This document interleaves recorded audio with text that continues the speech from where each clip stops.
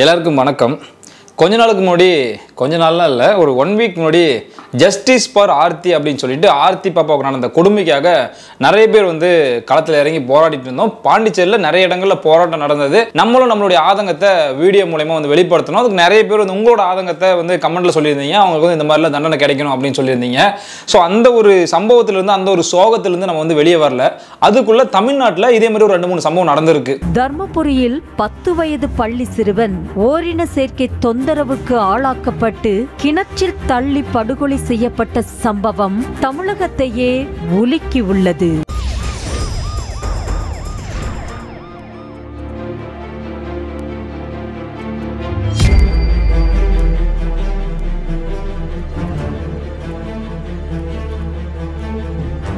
அது என்ன சம்பவம்னு பார்க்கறதுக்கு முன்னாடி, பாண்டிச்சேரியில் ஆர்த்தி பாப்பாவுக்கு அந்த மாதிரி கொடுமை நடந்துச்சுன்றது எல்லாருக்குமே தெரியும். அதுக்காக 2 காம பிசாசுங்களை போலீஸ் அரெஸ்ட் பண்ணியிருந்தாங்க. ஒன்னு அந்த விவேகானந்தா அப்படின்ற ஒரு கெலட்டு நாய், இன்னொன்னு கருணாஸ் அப்படின்ற அந்த காம பிசாசு. 2 பேத்தையுமே அரெஸ்ட் பண்ணி கொண்டு போயிட்டு இருந்தாங்க. ஜெயிலில் அந்த கெலட்டு நாய் விவேகானந்தா இருக்கா பாத்தீங்களா, அந்த பரதேசி நாய் பலமுறை சூசைட் பண்ணிக்கிறதுக்கு முயற்சி பண்ணியிருக்கான். எப்படி அப்படின்னா, குளிக்கிறதுக்கு சோப்பு கொடுப்பாங்க பாத்தீங்களா, அந்த சோப்பு முழுங்கிடுறது, அதுக்கப்புறம் போட்டுக்கிறதுக்கு சட்டை கொடுப்பாங்க இல்லையா, சட்டை கழுத்தில் போட்டு இறுக்கி சாகிறதுக்கு ட்ரை பண்றது, இது மாதிரி அவங்க கொடுக்கக்கூடிய ஒரு சில பொருட்களை வச்சு சாகிறதுக்கு ட்ரை பண்ணியிருக்கான்.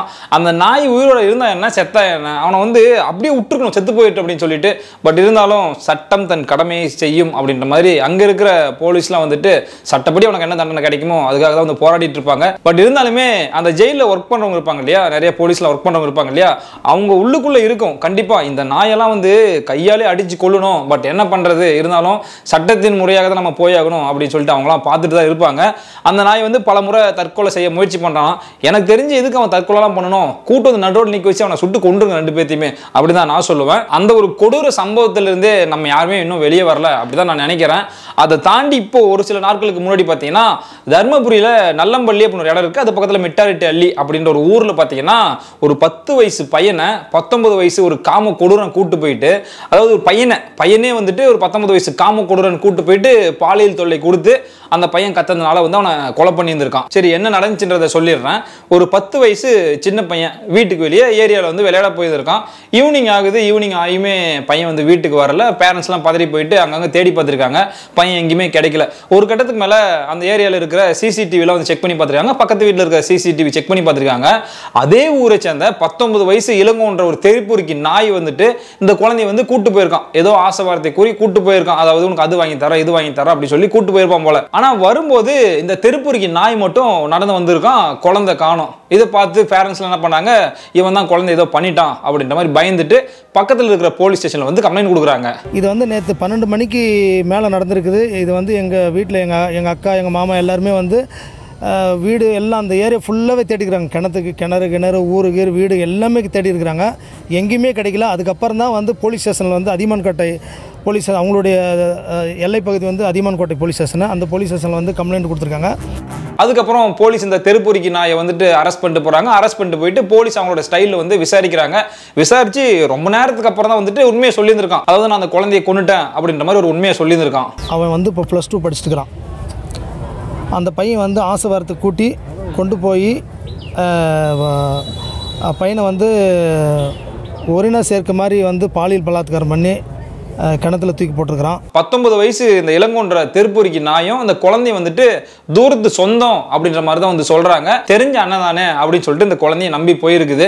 நம்பி போன அந்த குழந்தைகிட்ட இந்த பரதேசி நாய் என்ன பண்ணிருக்கான், அந்த காம பிசாசு பாலியல் தொல்லை கொடுத்துருக்கான். ஒரு சின்ன பையன்கிட்ட இந்த 19 வயசு பரதேசி நாய் பாலியல் தொல்லை கொடுத்துருக்கான். இந்த காம பிசாசு நம்மள ஏதோ பண்ண போகுது அப்படின்னு தெரிஞ்சு அந்த குழந்தை என்ன பண்ணிருக்கான்னா சத்தம் போட்டிருக்கான். அவன் சத்தம் போட்டதும் நம்ம மாட்டிப்போம் அப்படின்னு தெரிஞ்சு இந்த பரதேசி நாய் என்ன பண்ணிருக்கானா, அந்த குழந்தைய கழுத்து நெரிச்சு கொன்னு பக்கத்துல இருக்கிற கிணத்துல தூக்கி போட்டான். இது எல்லாத்தையுமே அந்த பரதேசி நாயே போலீஸ் விசாரிக்கும் போது சொல்லியிருக்கான். இப்போ அந்த எச்சகலைக்கு 3 கேஸ் போட்டிருக்காங்க. ஒன்னு போஸ்கோ போட்டிருக்காங்க, இன்னொன்னு ஆள் கடத்தல், இன்னொன்னு கொலை அப்படின்னு சொல்லிட்டு 3 கேஸ் போட்டு அவன் உள்ள தள்ளியிருக்காங்க. நான் ஒன்னு சொல்றேன், இந்த மாதிரி பண்ணாட நாயெல்லாம் எதுக்கு ஜெயிலில் போடணும்? இவங்களுக்கு 3 வேளை சாப்பாடு கொடுத்து, அப்புறம் குளிக்கிறதுக்கு 3 வேளை தண்ணிலாம் கொடுத்து, இவனுங்க பண்ணி மாதிரி உடம்ப வளர்த்துக்கிறதுக்கு அங்க எல்லா வேலையும் கொடுத்து இவங்களை பாத்துக்கணுமா? இவனுங்க பண்ண வேலைக்கு இவனுங்களெல்லாம் நிக்க வச்சு சுற்றணும், இல்லைன்னா அறுத்து விட்டுணும். இதுதான் பண்ணணும். இப்படி பண்ணாதான் இவனுங்கெல்லாம் திருந்து பண்ணுவானுங்க. ஏன்னா இந்த மாதிரி தெருப்பூரிக்கு நாயெல்லாம் இது ஒரு குழந்தை, இது ஒரு பொண்ணு, இது ஒரு பையன் அப்படி சொல்லிட்டு பார்க்கறதே இல்ல. இவனுங்க மட்டும் நம்ம ஏன் மனுஷனா பார்க்கணும்? இவனுங்களை மனுஷன் லிஸ்ட்டில் சேர்த்துறதா மிருக லிஸ்ட்டில் சேர்த்துறதா அப்படின்னு ஒன்றுமே புரியல. இவனுங்களாம் எந்த லிஸ்ட்டில் சேர்த்துறதுனே தெரியல. சிறுவனை கொன்ற மாணவன் இளங்கோ முழு நேரமும் கஞ்சாவுக்கு அடிமையாகி அதன் போதையில் இருப்பது போலீசாரின் விசாரணையில் தெரிய வந்ததாக கூறப்படுகிறது. இப்படி பண்ற ஒருத்தனுக்கு பயங்கரமான தண்டனையை கொடுக்கணும். அதாவது இன்னொருத்தன் செய்யறதுக்கு யோசிக்கக்கூடிய ஒரு தண்டனையை கொடுத்தா வச்சுக்கோங்களேன், இந்த மாதிரியான குற்றங்கள்லாம் குறையும். இந்த கேஸில் சொல்றாங்க கஞ்சா போதையில தான் இப்படி பண்ணா அப்படின்னு சொல்லிட்டு. அப்படி எப்படி இவங்களுக்குலாம் கஞ்சா வந்து அவ்வளோ ஈஸியாக கிடைக்குது? சரக்கு கவர்மெண்ட்ல வந்து அப்ரூவ்டாக கொடுக்குறாங்க. அப்புறம் வந்து பீடி சிகரெட் வந்து கவர்மெண்ட்லேயே வந்து எல்லா கடையிலுமே கிடைக்காம பண்ணுறாங்க. கஞ்சா எப்படி கிடைக்குது? எல்லா இடத்துலையுமே வந்து கஞ்சா போதையில் பண்ணிட்டாங்க அப்படின்னு தான் சொல்கிறாங்க. இவனுங்களுக்குலாம் கஞ்சா எங்கேருந்து கிடைக்குது?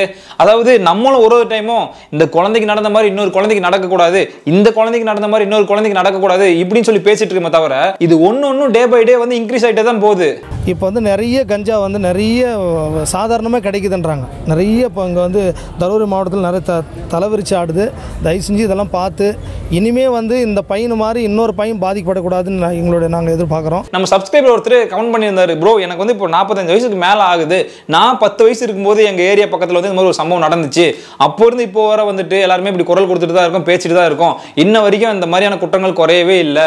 அதாவது ஒரு கடுமையான தண்டனை வந்தால் தான் குறையும், நம்ம அப்போ வரைக்கும் இப்போ வரைக்கும் வந்து பேசிட்டே தான் இருக்கும், இருந்தாலுமே வந்து எந்த யூஸுமே கிடையாது, தண்டனை வந்து கடுமையாகணும் அப்படின்னு சொல்லி கமெண்ட் பண்ணியிருந்தாரு. உண்மைதான். இப்போ வந்துட்டு நம்ம வெளிநாட்டில் செய்கிறது ஒவ்வொன்று நம்ம நாட்டிலே பண்ணுறோம். ராக்கெட்லாம் வந்து வெளிநாட்டில் இருந்து தான் வாங்கிட்டு வந்து இப்போ நம்ம நாட்டிலே உற்பத்தி பண்ண ஆரம்பிச்சிட்டோம். வெளிநாட்டில் எல்லாம் கார்கள்லாம் தயார் பண்ணாங்க, இப்போ நம்ம நாட்டிலே பண்ண ஆரம்பிச்சிட்டோம். அது மாதிரி இந்த தண்டனையை வெளிநாட்டிலேருந்து எடுத்துக்கோங்களேன். இப்போ அந்த அப்ராட் கண்ட்ரீஸ்லாம் இருக்குது, எங்கே அந்த அரபு கண்ட்ரிலாம் இருக்குது பார்த்தீங்களா? அரபு கண்ட்ரிலாம் வந்து நிற்க வச்சு சுட்டு போயிடுவான். அவங்களாம் பாரபட்சமே பார்க்க மாட்டான், அந்த பாவம் முன்னியுமே பார்க்க மாட்டான், நிற்க வச்சு சுட்டுட்டு போயிடுவான். அதே மாதிரி தண்டனை வந்து நீங்கள் கொடுங்களேன், எல்லா தப்புக்குமே வந்து இது மாதிரி சிவியான தண்டனை கொடுங்க அப்படின்னு சொல்ல யாருமே கேட்கல. இந்த மாதிரியான மனசாட்சி இல்லாமல் பண்ணுறாங்க தெரியுமா? குழந்தைங்க பொண்ணுன்னு பார்க்காம பண்ணுறாங்க தெரியுமா? இவனுங்கெல்லாம் உயிரோட என்ன பிரயோஜனம்? இவனுங்களுக்கெல்லாம் இந்த மாதிரி தண்டனை கொடுத்துருங்க.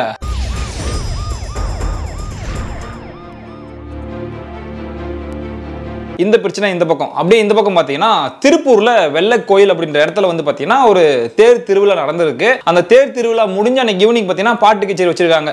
உங்க ஊர்லயும் சரி எங்க ஊர்லயும் சரி இப்போ மாரியம்மன் பண்டிகை நடக்குது, இல்லை ஒரு திருவிழா நடக்குது அப்படின்னா அன்னைக்கு ஈவினிங் பார்த்தீங்கன்னா ஆர்கெஸ்ட்ரா இல்லை நம்ம ஆடல் பாடல் நிகழ்ச்சியெல்லாம் வைப்பாங்க. அதே மாதிரி அந்த ஊர்லயும் வந்து பாட்டு கச்சேரி வச்சிருந்திருக்காங்க. அந்த பாட்டு கச்சேரி பார்க்கறதுக்கு ஒரு 17 வயசு பொண்ணு அவங்க அம்மா அப்புறம் அவங்க ஃப்ரெண்ட்ஸோட போயிட்டு பார்த்துருக்குது.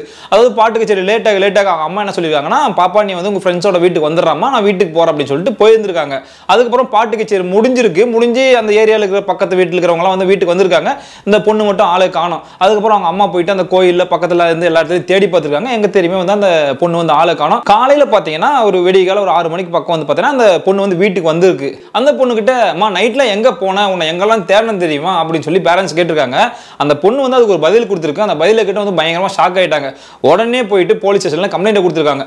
என்ன நடந்திருக்கு அப்படின்னா, அந்த பொண்ணு வந்து ஆடலும் பாடல் நிகழ்ச்சி அதாவது அந்த பாட்டு கச்சேரி முடிச்சிட்டு வீட்டுக்கு வந்து நடந்து வந்திருக்காங்க. அந்த பொண்ணு நடந்து வரும்போது பைக்ல ஒரு 2 பரதேசி நாய்ங்க, கார்ல ஒரு 5 பன்னாடா நாய்ங்க, இவங்க 7 பேர் என்ன பண்ணிருக்காங்கன்னா அந்த பொண்ணை தூக்கிட்டு போயிட்டு நைட் ஃபுல்லா வந்துட்டு பாலியல் தொல்லை கொடுத்துருக்காங்க. வேற இடத்துல வச்சு பாலியல் தொல்லை கொடுத்துருக்காங்க. பாலியல் தொல்லை கொடுத்துட்டு என்ன பண்ணிருக்காங்க, வெடிகால நேரத்தில் அதே கோயில் பக்கத்துல வந்து அந்த ஆடல் பாடல் நிகழ்ச்சி அந்த பாட்டு கச்சேரி நடந்துச்சு இல்லையா, அந்த கோயில் பக்கத்திலே வந்து அந்த பொண்ணு வந்து விட்டுட்டு போயிருக்காங்க. அதுக்கப்புறம் அந்த பொண்ணு வந்து வீட்டுக்கு போயிருக்கு. போலீஸ்ல இவங்க பேரண்ட்ஸ் கம்ப்ளைண்ட் கொடுத்த உடனே என்ன பண்ணிருக்காங்கன்னா ஒரு 2 பேரை தூக்கிருக்காங்க. அந்த 2 பேரை தூக்கி அதுக்கப்புறம் விசாரிச்சதுக்கு அப்புறம் இன்னொரு 5 பேரையும் வந்து அரெஸ்ட் பண்ணிருக்காங்க. மொத்தம் 7 பேர்ல ஒருத்தர் வந்து பாத்தீங்கன்னா பாலிடிக்ஸ்ல இருக்கான், அதாவது அரசியல்ல இருக்கான், என்னன்னா ஏடிஎம்கே கட்சியில வந்து இருக்கான். தயவு செஞ்சு எல்லா அரசியல்வாதிக்கும் கேட்டுக்கிறேன், உங்க வீட்லயும் குழந்தைங்க இருக்கு, உங்க வீட்லயும் பொண்ணுங்க இருக்கு, உங்க வீட்லயும் பசங்க இருக்கு, இந்த மாதிரி திருப்பூருக்கு நாய்க்கு வந்து எந்த அரசியல்வாதியுமே போய் சப்போர்ட் பண்ணாதீங்க தயவு செஞ்சு. அதே மாதிரி பாண்டிச்சேரியில் ஆர்த்தி பாப்பாவை அந்த கொண்டாங்க தெரியுமா, அந்த 2 பன்னாட நாய்ங்க, அவங்களுக்கு சார்பா வந்து எந்த ஒரு வக்கீலுமே ஆஜராக மாட்டோம் அப்படின்னு சொல்லிட்டு வக்கீலா சொல்லியிருந்தாங்க. அதே மாதிரி இந்த பரதேசி நாய்களுக்கும் நம்ம தமிழ்நாட்டை சேர்ந்த எந்த வக்கீலுமே வந்து ஆஜர் ஆகாதீங்க. அதுக்கப்புறம் வந்து இந்த நாய்கள் எல்லாம் வந்துட்டு கோர்ட்டுக்கு கொண்டு போயிட்டு அதுக்கப்புறம் இவங்க தான் பண்ணாங்கன்னு சொல்லி ப்ரூவ் பண்ணதுக்கு அப்புறம் கோயம்புத்தூர்ல இருக்கிற சென்ட்ரல் ஜெயிலில் வந்து இவங்களை வந்து போட்டிருக்காங்க. இப்போ இந்த 7 பேத்தையுமே நம்மளும் இங்க உட்காந்துட்டு கத்திக்கிட்டே தான் இருக்கும், ஒவ்வொருத்தரும் வீட்டில் இதை பத்தி பேசிக்கிட்டே தான் இருக்கும். ஆனா இது மாதிரியான குற்றங்கள் குறையுதா? தண்டனை வந்து உண்மையா சொல்றாங்க கடுமையான மட்டும்தான் இந்த மாதிரியான குற்றங்கள்லாம் குறையவே செய்யும். முடிஞ்ச வரை நம்ம வீட்டில் இருக்கிற குழந்தைங்களை பத்திரமா பார்த்துக்குவாங்க. அதாவது நம்மளுடைய ஐ போக்கஸ்லேயே இருக்கிற மாதிரியே பார்த்துக்குவாங்க, நம்ம கண்ணுக்கு தெரியிற இடத்துல இருக்கிற மாதிரியே பார்த்துக்குவாங்க. நிறைய பேர் கமெண்ட்லேயே சொல்லியிருந்தீங்க, விஜய் குழந்தைய வந்து ஸ்கூல் அனுப்பவே பயமா இருக்கு அப்படின்னு சொல்லிட்டு. ஸோ இந்த மாதிரி கமெண்ட்லாம் பார்க்கும்போது அவ்வளோ கஷ்டமா இருக்கு. இந்த மாதிரி ஒரு கேவலமான சமுதாயத்திலே நம்ம வாழ்ந்துட்டு இருக்கோம் அப்படின்ற மாதிரி கவலையா இருக்கு.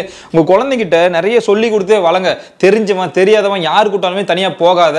ஏன்னா குழந்தைங்க கூட பார்க்க மாட்டேங்கிறாங்க இந்த பரதேசி நாய்ங்க. கூட்டு போயிட்டு வந்து மாதிரி பாலியல் தொலை கொடுக்குறானுங்க, எப்படி எவனை நம்பி அனுப்புறது? இந்த மாதிரி வேலைலாம் செய்யற தற்கூரி நாயை பார்த்து கேட்கறேன், ஏன்டா எச்சக்கல நாயே, பரதேசி நாயே, உனக்கு அரிப்பு எடுக்குது அப்படின்னா 1008 இடத்துல வந்து ப்ராஸ்டியூஷன் நடக்குது, அங்க போய் தொலையாண்டா சனியை முடிச்சோன்னே. எதுக்குடா குழந்தையெல்லாம் போட்டு இப்படி பண்ணிட்டு இருக்கீங்க? ஏன்னா உங்களுக்கும் ஒரு குடும்பம்னு ஒன்று இருக்கும், உங்களுக்கும் அக்கா தங்கச்சின்னு ஒன்று இருக்கும், உங்களுக்கும் ஒய்ஃப்னு ஒன்று இருக்கும், உங்களுக்கும் குழந்தைன்னு ஒன்று இருக்கும். ஏன்னா அப்படி இருந்து கூட அப்படிலாம் பண்றீங்க?